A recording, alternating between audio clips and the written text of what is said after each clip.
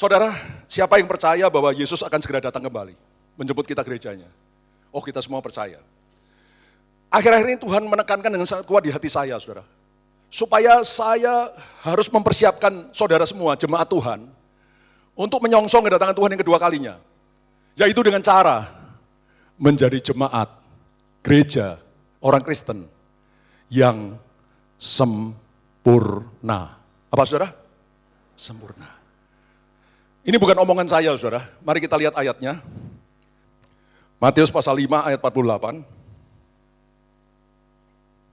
Sudah dapat kita baca bersama-sama? 1, 2, 3.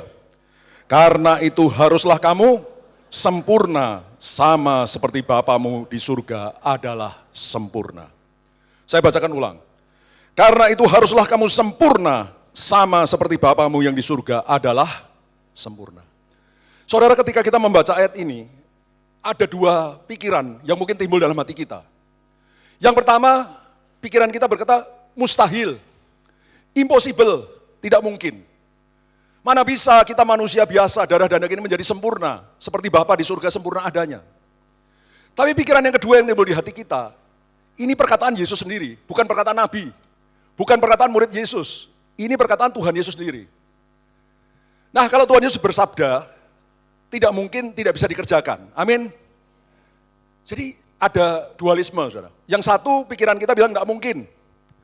Mana bisa kita manusia jadi sempurna seperti Bapa di surga sempurna.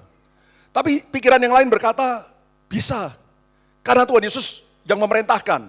Tidak mungkin Yesus memerintahkan yang tidak bisa. Amin, saudara. Lalu, jadi bagaimana? Bagaimana menjelaskan hal ini? Tapi sebelum menjelaskan saya mau tanya dulu, siapa yang ingin menepati sabda Yesus, menjadi sempurna seperti Bapa di surga sempurna? Angkat tangan tinggi-tinggi. Katakan, saya mau dijadikan sempurna. Nah, untuk itu, ada 3 langkah yang harus kita kerjakan untuk menuju kesempurnaan. Ada 3 langkah.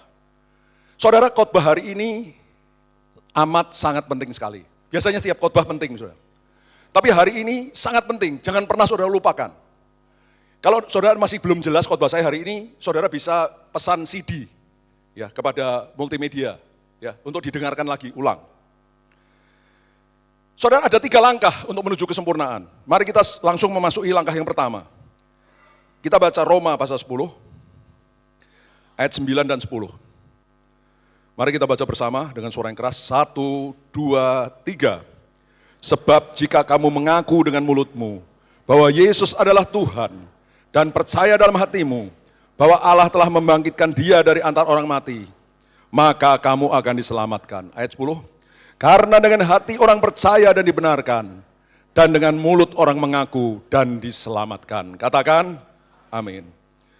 Karena dengan hati orang percaya dan dibenarkan, dan dengan mulut orang mengaku dan diselamatkan. Langkah pertama menuju kesempurnaan adalah dibenarkan. Katakan dibenarkan. Justification. Pembenaran, justification. Itu langkah pertama. Dikatakan sebab jika engkau mengaku dengan mulutmu bahwa Yesus adalah Tuhan dan percaya dalam hatimu bahwa Allah telah membangkitkan Dia dari antara orang mati, maka kamu diselamatkan. Karena dengan hati orang percaya dan dibenarkan, dengan mulut orang mengaku dan diselamatkan. Ketika sudah mendengar berita Injil bahwa Yesus sudah mati bagi saudara, Yesus menebus saudara di atas kayu salib, saudara percaya, menerima dalam hati, bukan di pikiran tapi dalam hati. Dan mengaku dengan mulut bahwa Dia adalah Tuhan, maka saudara diselamatkan, dibenarkan. Saudara, ini langkah pertama. Dan pembenaran, justification, itu bukan usaha kita. Bukan hasil pekerjaan kita. Efesus pasal 2 ayat 8 dan 9 menuliskan, sebab oleh kasih karunia, oleh anugerah Allah, kamu diselamatkan oleh iman, oleh percaya yang sungguh. Itu bukan hasil pekerjaanmu, tetapi pemberian, hadiah dari Allah. Itu bukan hasil usahamu. Karena itu jangan ada orang yang memegahkan diri.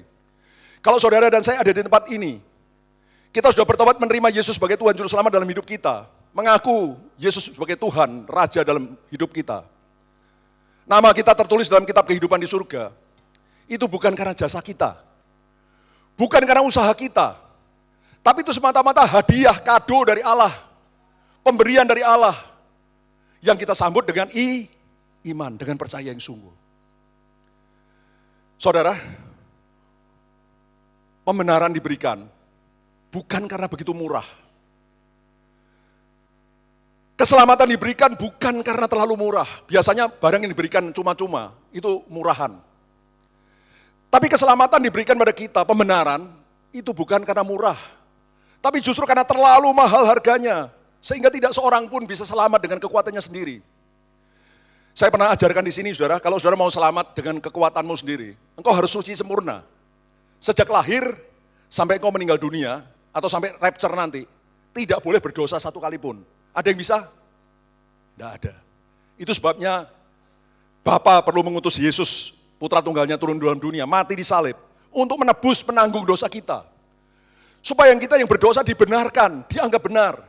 Dosa kita diampuni, nama kita tertulis dalam kitab kehidupan, kita dianggap layak masuk surga. Karena itu jangan ada yang sombong, jangan ada yang memegahkan diri. Karena itu keselamatan diberikan cuma-cuma sebagai hadiah dari Allah. Karena kita percaya kepada Dia. Yang mengerti katakan amin. Pembenaran ini dampaknya luar biasa, luar biasa. Contoh yang paling ekstrim, penjahat yang di samping kanan Tuhan Yesus. Dia penjahat besar, saudara. Hukuman salib itu hanya untuk penjahat besar. Kalau cuma tukang nyuri ayam apa itu enggak disalib, saudara. Ini penjahat besar, pembunuh, mungkin pemerkosa segala macam sudah tidak karu-karuan hidupnya. Itu sebabnya disalib bersama Yesus, dua orang penjahat. Tapi penjahat yang di samping kanan Tuhan Yesus, pada saat-saat terakhir, beberapa jam sebelum dia meninggal dunia, dia mengucapkan satu kata, satu kalimat, yang merubah nasibnya untuk selama-lamanya dalam kekekalan. Ketika temannya yang di sebelah kiri, Yesus mengolok-ngolok, Yesus, penjahat yang di samping kanan berkata, tidakkah kau tidak takut engkau pada Allah? Kalau kita disalib, dihukum seperti ini itu wajar, karena dosa-dosa kita. Tapi dia, Yesus, tidak berdosa. Lalu, satu kalimat yang dia ucapkan, yang merubah nasibnya dalam kekekalan, adalah dia berkata pada Yesus, Yesus, ingatlah akan aku, bila engkau datang sebagai raja. Oh saudara, only one sentence, hanya satu kalimat yang sederhana. Tapi itu merubah nasibnya dalam kekekalan. Ini orang yang jahat, yang seharusnya mati masuk neraka. Tidak ada harapan sama sekali. Tapi disalib dia mengaku Yesus adalah Tuhan. Sebagai raja yang akan datang. Dan itu membuat nasib malangnya yang akan dialami selama-lamanya di api neraka berubah menjadi keberuntungan. Yesus berfirman, hari ini juga engkau akan bersama aku di Firdaus. Saudara, hasil pembenaran itu luar biasa. Enormous, sangat dahsyat. Seharusnya saudara dan saya semuanya masuk neraka, saudara. Karena kita orang berdosa. Tidak ada satupun yang cukup suci masuk surga. Kalau mau masuk surga dengan kekuatan kita suci sempurna, tidak ada. Nobody can do that. Tidak ada yang bisa, saudara. Lakukan itu. Itu sebabnya Yesus memberi dengan cuma-cuma. Tapi sayangnya, saudara, saya tambahin dulu. Penjahat ini memang mati, Yesus sudah berkata dia masuk surga. Tapi surga yang ditempati oleh penjahat ini adalah surga tingkat pertama. The first level. Alkitab mengajarkan bahwa surga itu bertingkat-tingkat. Ada surga tingkat ketiga. Paulus berkata bahwa dia dibawa Tuhan ke surga tingkat ketiga. Itu tempat yang paling mulia, yang di sana penuh dengan rumah, istana-istana yang sangat indah. Dan di sana orang memerintah bersama dengan Tuhan Yesus. Jadi penjahat ini masuk surga, ya. Tapi surga tingkat pertama. Di sana mereka tidak terima upah. Surga tingkat pertama itu orang-orang yang hampir selamat. Hampir-hampir gagal. Ya. Lulus, tapi lulusnya pas-pasan sekali, saudara. Mereka belum berbuat apa-apa untuk Tuhan, untuk sesama. Belum berbuat apa-apa. Tidak terima upah. Ya, itu di orang-orang yang pernah dibawa Tuhan ke surga, melihat saudara, itu di surga tingkat pertama itu ada seperti rumah-rumah yang sangat besar, ya sangat luas. Di dalamnya tinggal beribu-ribu orang, tinggal bersama-sama.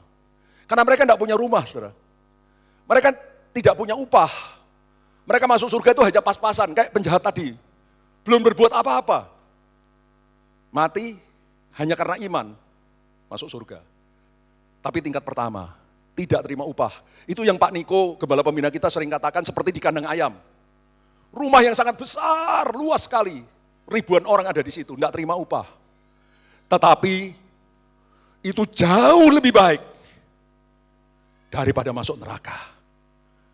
Ya, biarpun surga tingkat pertama, itu jauh lebih luar biasa dibanding masuk neraka.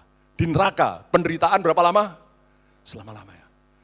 Saudara, tapi saya berdoa, kita semua masuk surga. Tapi bukan surga tingkat pertama, surga tingkat ketiga.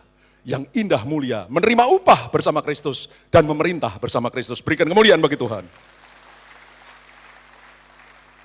Sayangnya, saudara, sayangnya, banyak orang Kristen berhenti sampai di langkah pertama.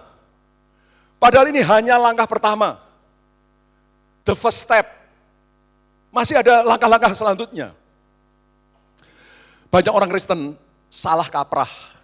Mereka berpikir, karena keselamatan diberikan dengan cuma-cuma, gratis. Mereka anggap ini murahan, dianggap murahan, barang murahan. Nah, udah terima hanya karena iman kan? Ya udahlah, saya hidup sakarepe dewe, sesuka hati. Ya, nanti kalau berdosa diampuni. Tuhan Maha Pengampun, berdosa lagi nggak apa-apa berdosa. Hati-hati saudara, kalau engkau hidup dalam dosa, keselamatanmu bisa hilang. Hypergrace. Penganut Hebreus berkata, keselamatan tidak bisa hilang, itu omong kosong. Jelas di dalam kitab Wahyu. Barang siapa kalah, namanya dihapus dari kitab kehidupan. Artinya, biarpun nama saudara sudah tertulis dalam kitab kehidupan di surga sekarang, itu bisa dihapus, bisa dicoret saudara. Bisa gagal. Saudara ikut Tuhan, dengar baik-baik. Ikut Tuhan itu seperti orang naik sepeda. Sepeda roda 2, bukan roda 3. Kalau roda 3 bisa berhenti-berhenti. Kalau sepeda roda 2 kita naik bisa berhenti enggak? Kalau kita berhenti jatuh. Harus jalan terus. Ikut Tuhan itu harus maju terus. Mungkin ada yang majunya pelan, ya sudahlah. Tapi maju terus, enggak boleh berhenti. Ketika saudara stop, artinya saudara jatuh. Saudara, sekali lagi siapa yang mau menuju kesempurnaan? Katakan kira-kira, kita harus jalan terus. Kita harus melangkah terus. Nah, sekarang kita lihat langkah yang kedua. Menuju kesempurnaan. Ibrani pasal 12, ayat 1 sampai ayat 10. Saya akan bacakan ayat 1, saudara ayat 2, kita baca bergantian, lalu ayat 10 kita baca bersama. Karena kita mempunyai banyak saksi, bagaikan awan yang mengelilingi kita, marilah kita menanggalkan semua beban dan dosa yang begitu merintangi kita, dan berlomba dengan tekun dalam perlombaan yang diwajibkan bagi kita. Sama-sama.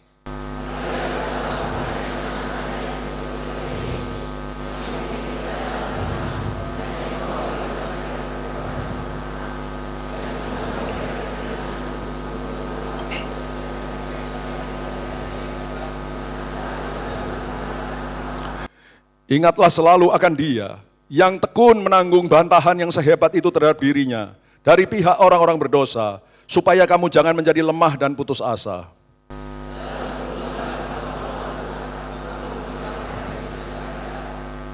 Dan sudah lupakah kamu akan nasihat yang berbicara kepada kamu seperti kepada anak-anak? Hai anakku, janganlah anggap enteng didikan Tuhan, dan janganlah putus asa apabila kamu diperingatkannya.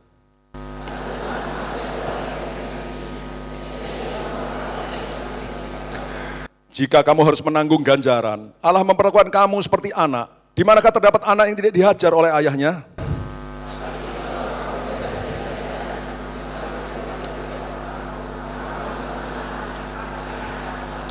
Selanjutnya dari ayah kita yang sebenarnya, kita beroleh ganjaran dan mereka kita hormati.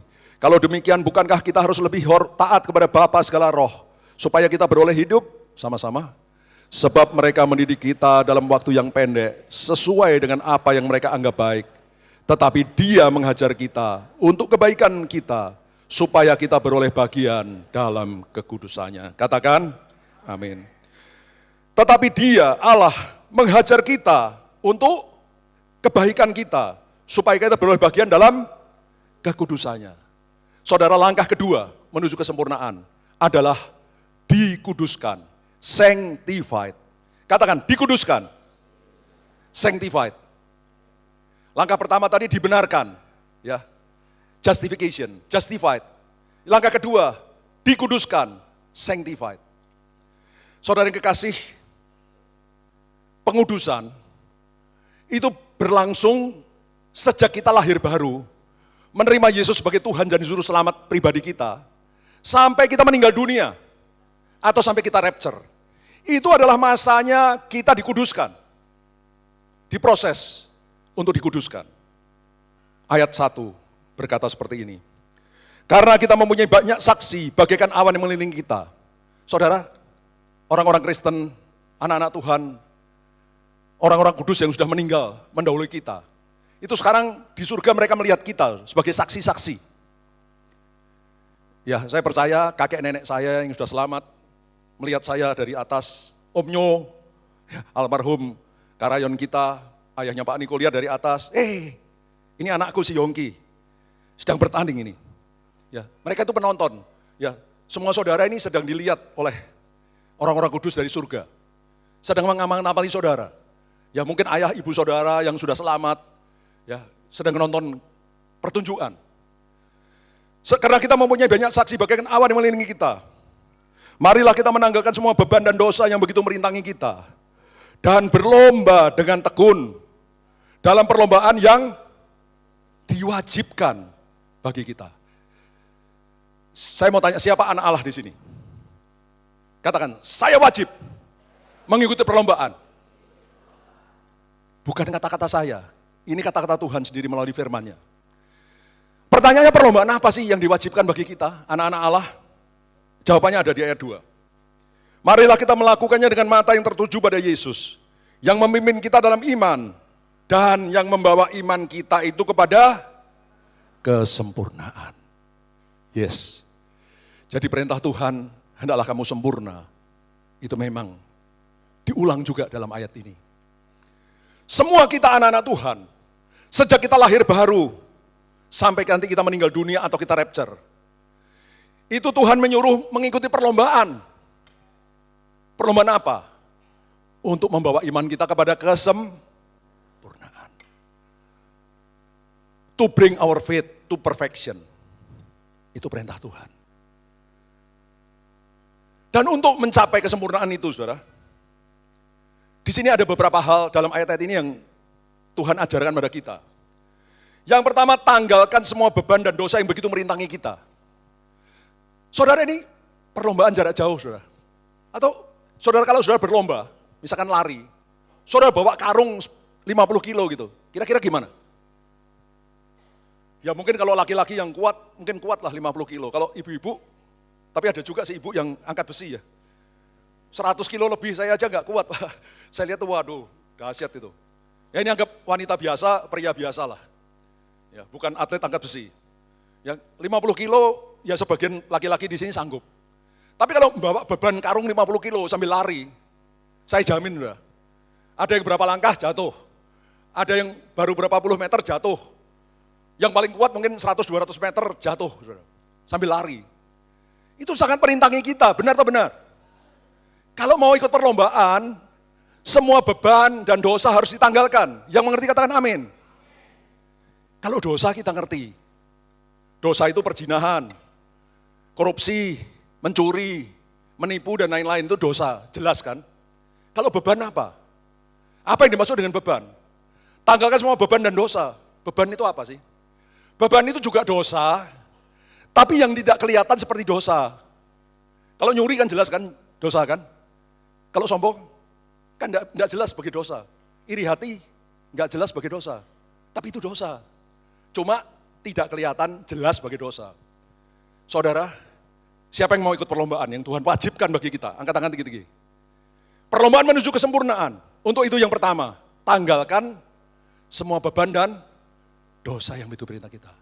Yang kedua, Berlomba dengan tekun. Dikatakan berlomba dengan tekun dalam perlombaan yang diwajibkan bagi kita. Tekun, katakan tekun. Tekun itu hasilnya konsisten terus menerus, saudara. You cannot stop. Dalam perlombaan ini saudara tidak bisa berhenti. Ngaso dulu deh, santai dulu. Tidak bisa, harus lari terus, maju terus. Saudara, seperti saya katakan tadi, ya, ini seperti kita naik sepeda, harus maju terus. Kalaupun kadang-kadang kita gagal, jatuh, jangan berhenti menikmati kejatuhanmu. Berdiri lagi, lanjutkan pertandingan lagi. Yang mengerti katakan amin. Pertandingan yang diwajibkan bagi kita itu bukan lari jarak pendek sprint, 100 meter bukan. Lari maraton, 42 kilometer. Seumur hidupmu, sejak engkau lahir baru sampai engkau mati atau rapture, itu masanya perlombaan, saudara. Ada yang puluhan tahun, ada yang beberapa tahun. Tapi itu waktunya perlombaan. Karena itu harus tekun, katakan tekun. Kalau jatuh, berdiri lagi, lari lagi. Yang ketiga, apa yang harus kita lakukan dalam perlombaan? Marilah kita melakukannya dengan mata yang tertuju kepada Yesus. Kalau dalam perlombaan, jangan lihat kiri kanan. Di sana ada noni-noni cantik loh. Matanya terus gini-gini. Di sana ada pemuda ganteng loh. Di sana ada om-om kaya loh. Loh saudara, jangan begitu. Matamu tuh, kasar nih ya, tapi gak apa-apa lah. Bahasa yang kasar tapi supaya ingat. Maaf ya, ini kata-kata kasar. Saya sudah minta maaf dulu. Matanya jangan jelalatan. Gimana jelalatan? Jangan, dalam perlombaan matamu harus tertuju pada Yesus. Do you understand? Berikan tepuk tangan bagi Tuhan. Maaf ya, kata jelalatan tadi, itu kata-kata yang sangat kasar tuh. Ya orang Jawa itu kasar, tapi enggak apa-apa lah, kasar asal nyantol gitu ya. Ya maunya saya nyantol gitu. Ya. Nah, gimana sih mata kita tertuju pada Tuhan Yesus? Saya sudah ajarkan ratusan kali dari mimbar ini, saudara. Saat teduh tiap hari. Sediakan waktu untuk berdoa, memuji, menyembah Tuhan. Baca Alkitab, renungkan, lakukan dalam hidup. Kalau kau lakukan itu matamu tertuju terus pada Tuhan setiap hari. Maka engkau akan berhasil mencapai garis akhir dalam hidupmu. Yang mengerti katakan amin. Berikan tepuk tangan bagi Tuhan. Jadi dalam perlombaan iman, untuk membawa iman kita pada kesempurnaan, seperti Tuhan perintahkan, perlombaan yang diwajibkan bagi kita, ada 4 hal yang harus kita lakukan. Pertama, tanggalkan semua beban dan dosa yang begitu merintah kita. Yang kedua, berlomba dengan tekun. Terus konsisten. Jangan stop. Never stop. Yang ketiga, matamu tertuju pada Yesus. Yang keempat, dan ini yang banyak sekali orang Kristen tidak lakukan. Hai anakku, jangan anggap enteng didikan Tuhan. Dan jangan putus asa bila kau diperingatkannya. Karena Tuhan menghajar orang yang dikasihinya. Dan ia menyesah, memukuli orang yang diakuinya sebagai anak. Jika kamu harus menanggung ganjaran, Allah memperlakukan kamu seperti anak. Di manakah terdapat anak yang tidak dihajar oleh ayahnya? Yang keempat, supaya kita berhasil menang dalam perlombaan yang diwajibkan bagi kita. Kadang-kadang Tuhan perlu menghajar kita. Perlu apa? Menghajar. Siapa yang mau dihajar Tuhan? Waduh, hanya sedikit loh. Yang lain tidak mau dihajar. Jangan dong Tuhan, jangan hajar aku. Saudara, perhatikan ya. Tetapi jika kamu bebas dari ganjaran, dari hajaran Allah, yang harus diderita setiap orang, maka kamu bukanlah anak Allah, tetapi anak-anak gampang, anak-anak haram, anak yang tidak diakui anak sebagai Tuhan, oleh Tuhan. Ini kesalahan banyak orang Kristen. Kalau engkau menolak hajaran Tuhan, menganggap enteng hajaran Tuhan, tidak mau dihajar oleh Tuhan, engkau berbuat dosa seenaknya, tidak terjadi apa-apa dalam hidupmu. Jangan bangga. Ada saudara, saya pernah dengar hamba Tuhan, teman saya, ngomong gini, dia sudah berbuat macam-macam sudah, ya, macam-macam yang aneh-aneh. Tapi dengan bangganya dia ngomong gini, saya tidak diapa-apain sama Tuhan nih. Dia berpikir Tuhan cinta sama dia. Karena nggak berbuat dosa macam-macam, nggak diapa-apain, dikira Tuhan sayang sama dia. Mestinya justru dia nangis, saudara. Karena itu mungkin Tuhan tidak anggap dia sebagai anak. Dianggap anak gampang. Karena itu kalau berbuat jahat pun, nakal pun dibiarin. Di sini banyak bapak-bapak. Siapa? Bapak-bapak yang punya anak. Tolong angkat tangan tinggi-tinggi. Ya, banyak bapak-bapak ya yang sudah mempunyai anak. Kalau anakmu nakal, engkau cinta sama anakmu, ditegur enggak? Tegur. Ya. Kalau masih nakal, udah ditegur, dibentak. Hei! Kalau dibentak, bertobat bagus. Masih enggak mau bertobat, jewer. Lu ya. Sudah dijewer, belum kapok, terpaksa ditabok. Itu bapak yang cinta sama anaknya. Makanya maaf ya, bapak ibu orang tua murid di sini, saudara begitu sayang sama anakmu, tidak pernah memukul anakmu. Itu melanggar firman Tuhan, bukan melanggar firman saya. Di dalam Amsal, siapa tidak menggunakan rotan pada anaknya pada waktunya, harus digunakan rotan. Dia tidak cinta sama anaknya. Justru kalau anak dibiarkan, ya, anak kecil dibiarkan terus, sudah nakal macam-macam dibiarin terus, nggak pernah diambil tindakan tegas. Alkitab berkata engkau tidak cinta sama anakmu. Anakmu akan jadi tidak baik, saudara. Seperti di sini, kalau kita ini dianggap anak oleh Tuhan, waktu kita bersalah, Tuhan tegur. Kalau masih tidak mau ditegur, terpaksa ditabok. Sampai kapok. Saudara, saya ngomong gini, saya alami loh, saudara. Kalau saya dulu tidak ditabokin Tuhan, saya nggak bisa jadi seperti ini. Sekarang pun saya belum sempurna, saudara ya. Tapi kalau saya tidak ditabokin sama Tuhan, sampai kapok-pok, saya nggak bisa berdiri mimbar ini, nyampaikan pada saudara. Ya, saudara kalau baca buku saya tahu ya, Bintang di Langit Papua. Nanti saudara boleh, belum punya, beli di toko buku di TDRP. Dulu saya lulus dari perguruan tinggi, saudara, ITS, Surabaya, itu dengan predikat. Wah, rasanya mahasiswa yang hebat sekali ya, lulus dengan predikat. Bekerja di perusahaan di tambang minyak di Delta Sungai Mahakam, Kalimantan Timur. Dari biasa pegawai, saya diangkat jadi kepala seluruh lapangan. Itu perusahaan asing, saudara, nasional joint venture dengan asing, Prancis. Saya berhasil mengerjakan pekerjaan yang sulit, dianggap sulit, sehingga diberikan reward. Dikirim ke Prancis 2 bulan. 1,5 bulan. Ya. Wah, pulang saya langsung diangkat jadi kepala lapangan. Itu dulu orang bule yang jadi kepala lapangan. Saya orang Indonesia pertama menggantikan. Wah, sombongnya bukan main. Orang sudah sombong, lulus dengan predikat, bekerja, berhasil lagi. Wah, kepala ini sudah nyut, gede banget sudah. Orang model gini nggak bisa dipakai Tuhan. Makanya Tuhan harus hajar sampai kapok-pok. Tahu-tahu saya dipecat, saudara. Ya, saya tidak usah ceritakan dengan lengkap. Bukan karena korupsi, nyuri, bukan. Hanya tidak melaporkan didatangkan petugas pajak. Ya, saya dipecat, saudara. Untuk profesional, itu dipecat dari pekerjaan, bukan PHK. Saudara. Kalau PHK biasa karena pengurangan pegawai, ya itu masih biasa lah. Kalau dipecat itu harga diri kita rontok, saudara. Itu sangat jelek, saudara. Orang yang pernah dipecat. Ya, tapi saya dipecat, saudara. Jadi sombongnya di sini, dipecat. Sombongnya di sini. Tapi masih sombongnya banyak. Tuhan harus hajar lagi. Lu belum kapok kan? Gua hajar lagi sampai kapok-pok.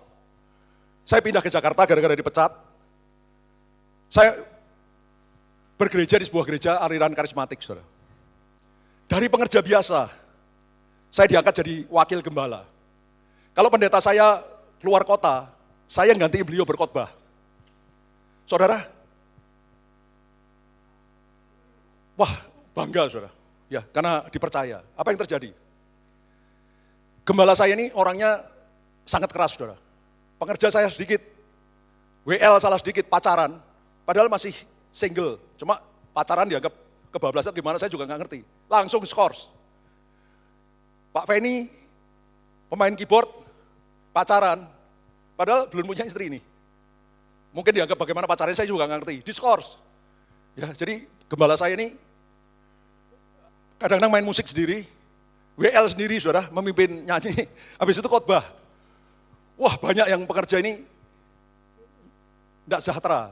Jadi mereka minta saya ngomongin Pak Gembala, karena saya dekat dengan beliau. Tapi cara saya ngomongin salah. Ya, akhirnya saya ikut diskors. Skorsingnya luar biasa saudara, hanya 2 tahun. 2 tahun itu skorsing untuk di gereja, itu pelanggaran sangat berat saudara. Kalau perzinahan segala macam itu biasanya 6 bulan. Ya, kalau sudah bertobat ya dipulihkan. Ya nyuri uang gereja mungkin sekitar 6 bulan. Ya, 1 tahun aja sudah luar biasa, ini 2 tahun saudara. Hanya karena salah ngomong. Tapi dari situ, Pak Yongki yang tadinya merasa dirinya hebat, dipecat, turun sampai sini. Diskors 2 tahun, akhirnya sampai ke tanah. Kapok.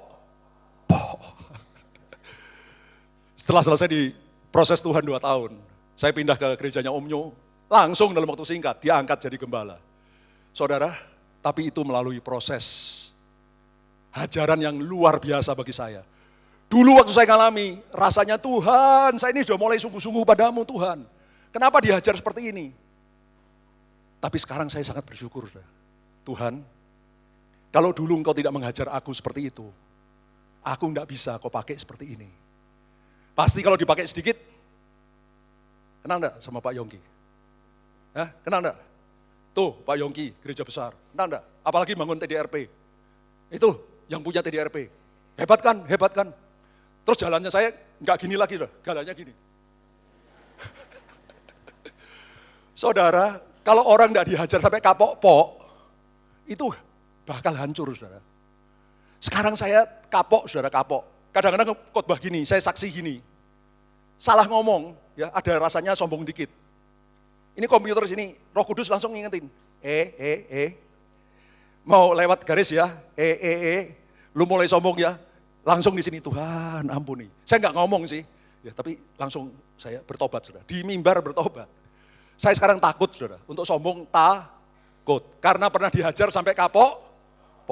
Itu anugerah Allah bagi saya, bagi saudara. Kalau sudah dihajar, artinya engkau anak Allah.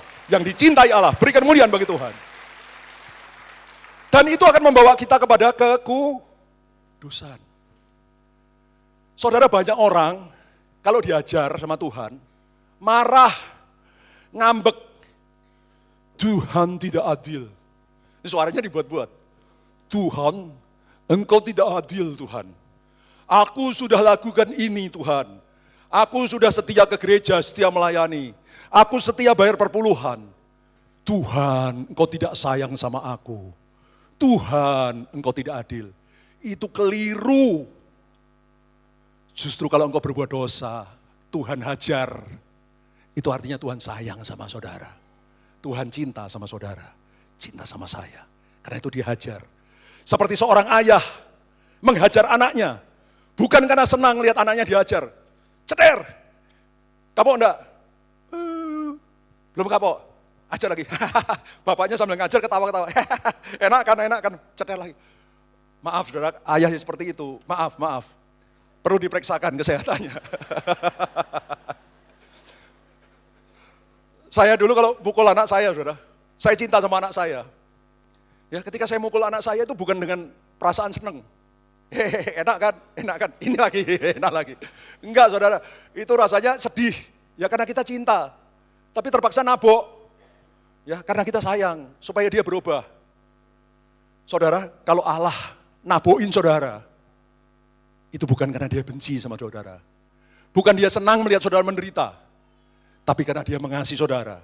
Dia mau saudara menjadi kudus, seperti dia. Allah adalah kudus. Yang mengerti katakan amin. Berikan tepuk tangan bagi Tuhan. Siapa yang mau dikuduskan oleh Tuhan? Katakan, saya harus dikuduskan. Sanctified. Setelah dibenarkan, dikuduskan. Langkah terakhir, ketiga menuju kesempurnaan. Roma 8. Roma 8 ayat 28. Saya akan bacakan, 29 sudah bacakan, 30 kita baca bersama. Kita tahu sekarang bahwa Allah turut bekerja dalam segala sesuatu untuk mendatangkan kebaikan bagi mereka yang mengasihi Dia, yaitu bagi mereka yang terpanggil sesuai dengan rencana Allah. Sama-sama.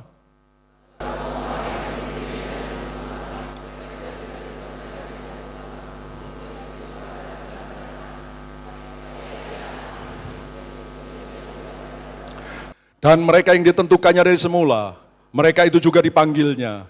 Dan mereka yang dipanggilnya, mereka itu juga dibenarkannya. Dan mereka yang dibenarkannya, mereka itu juga dimuliakannya.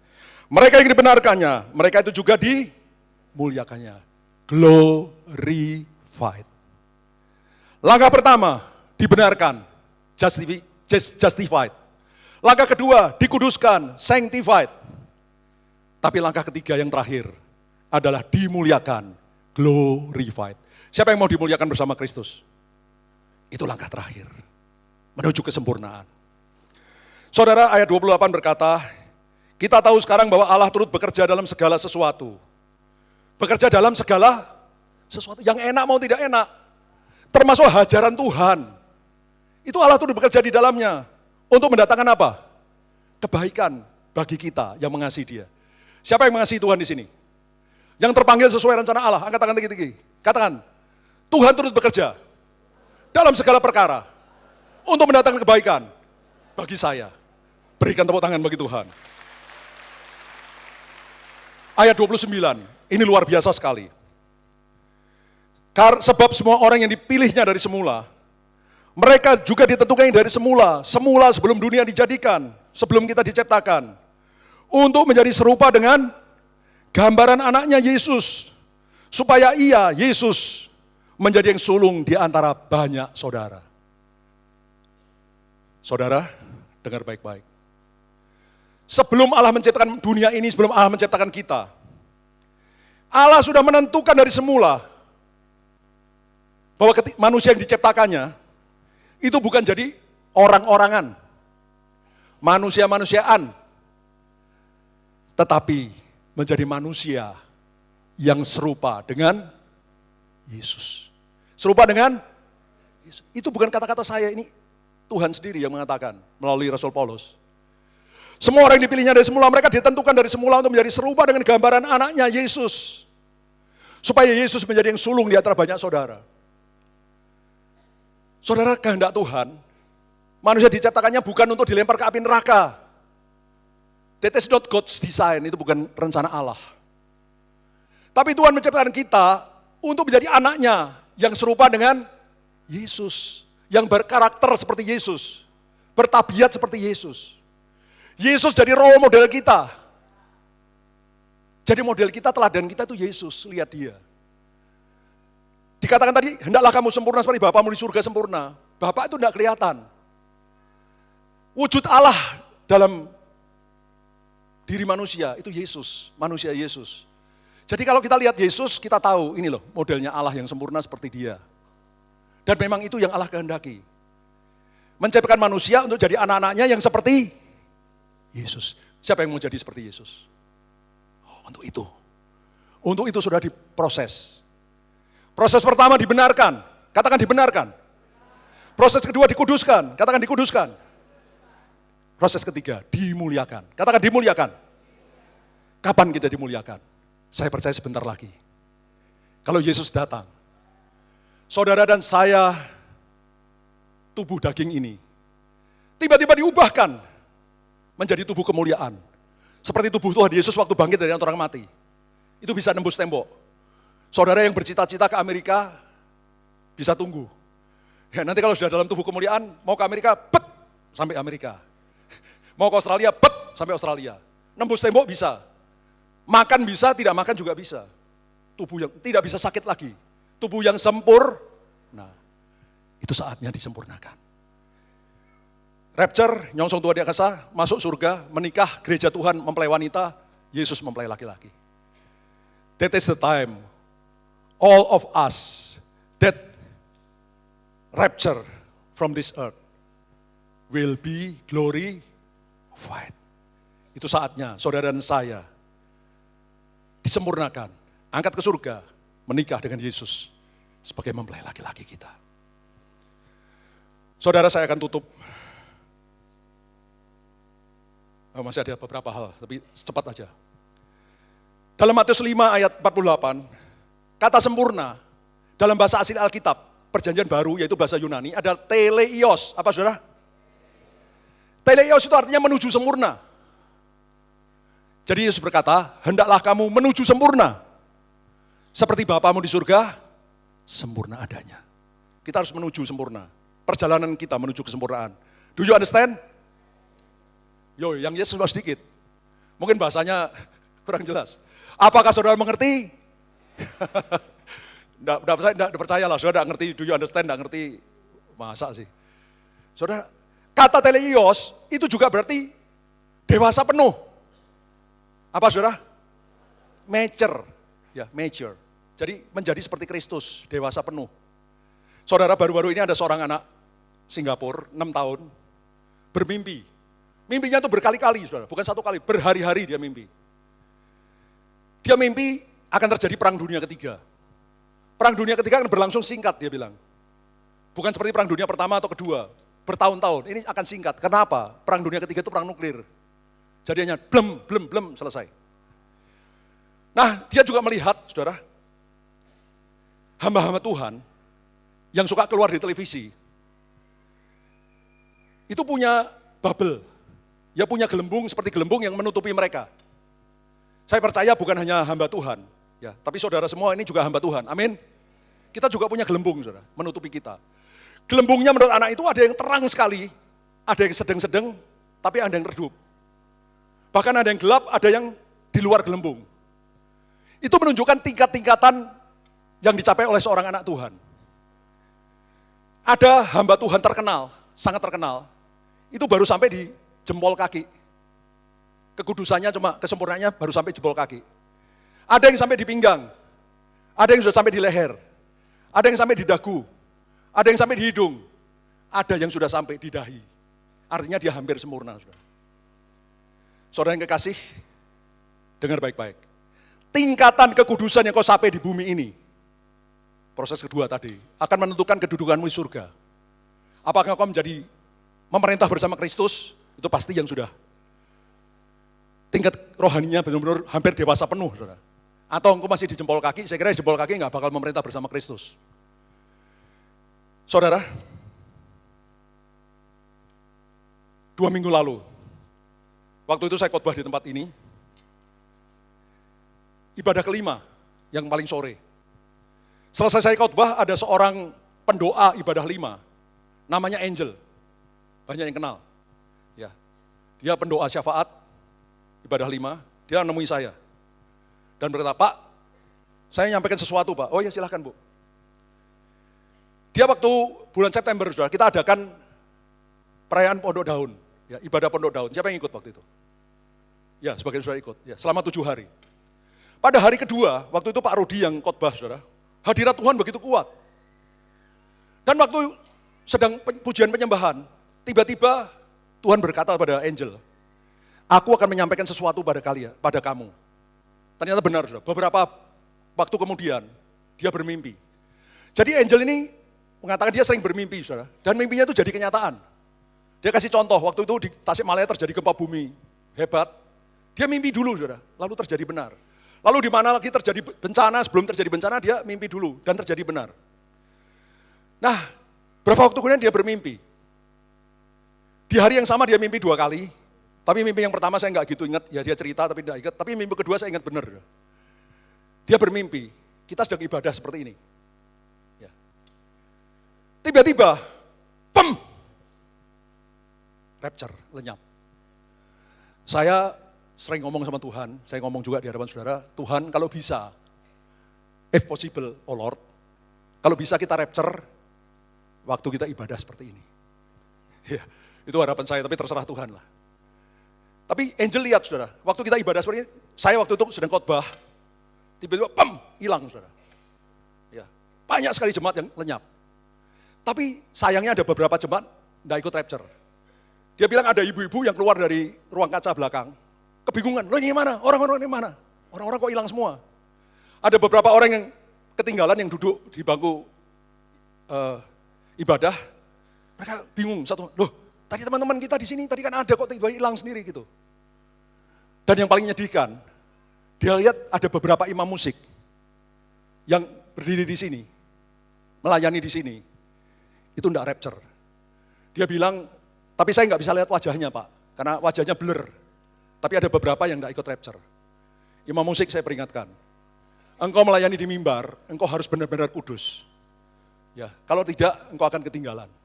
Ya, jangan ada dosa, kesalahan, biarpun orang lain tidak tahu. Jangan ada. Hati kita harus benar di hadapan Tuhan. Setiap hari bertobat minta ampun dosa. Mau? Dan itu berlaku bagi kita semua. Mau, saudara? Saudara, tapi puji Tuhannya. Angel, ini kalau benar mimpinya dari Tuhan. Ya, yang ketinggalan itu di bawah 10 orang. Di jemaat ini yang ketinggalan di bawah 10 orang. Di dalam satu kebaktian gini. Artinya, saya kira saya berhasil melakukan tugas saya. Karena sebagai gembala saya harus membuat atau mengajak sebanyak mungkin jemaat untuk rapture. Ya kalau ketinggalan 10, di bawah 10 orang artinya lumayan berhasil. Tapi belum berhasil penuh. Kalau bisa, jangan ada yang ketinggalan, satu pun. Tapi semuanya selamat ikut rapture. Yang mengerti katakan amin. Berikan kemuliaan bagi Tuhan.